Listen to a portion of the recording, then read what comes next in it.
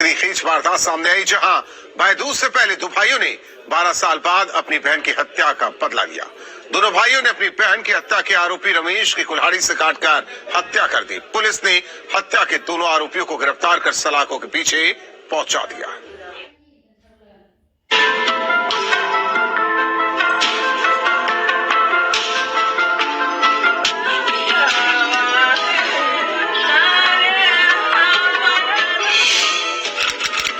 दीपावली की रात 12 नवंबर 2023 गीरा थाना क्षेत्र पीपरी गांव।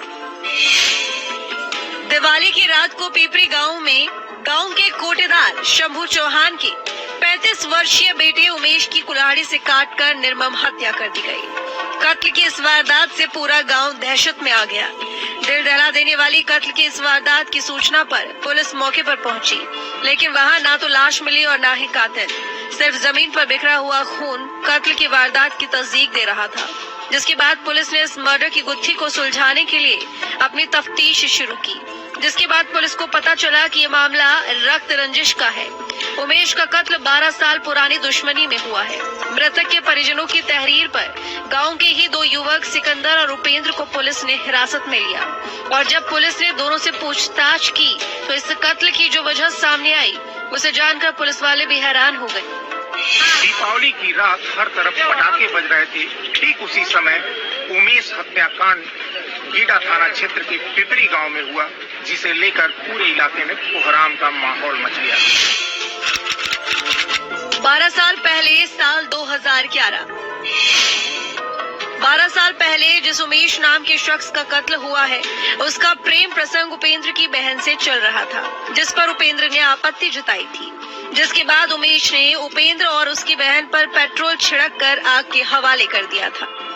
इस हमले में उपेंद्र तो बच गया, लेकिन उसकी बहन की जलकर मौत हो गई। उसी दिन उपेंद्र और उसके भाई ने उमेश से बदला लेने की कसम खाई थी।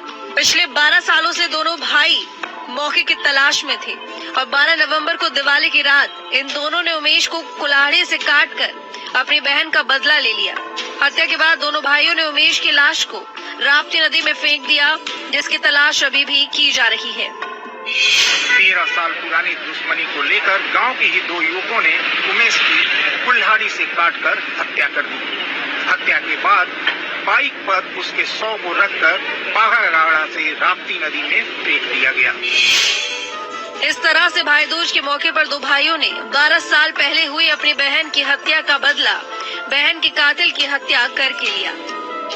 फिलहाल अभी भी उमेश की लाश को राप्ती नदी से तलाशा जा रहा है और इस मामले पर गोरखपुर पुलिस कुछ भी बोलने से कतरा रही है। JB Singh, news state, Gorakhpur.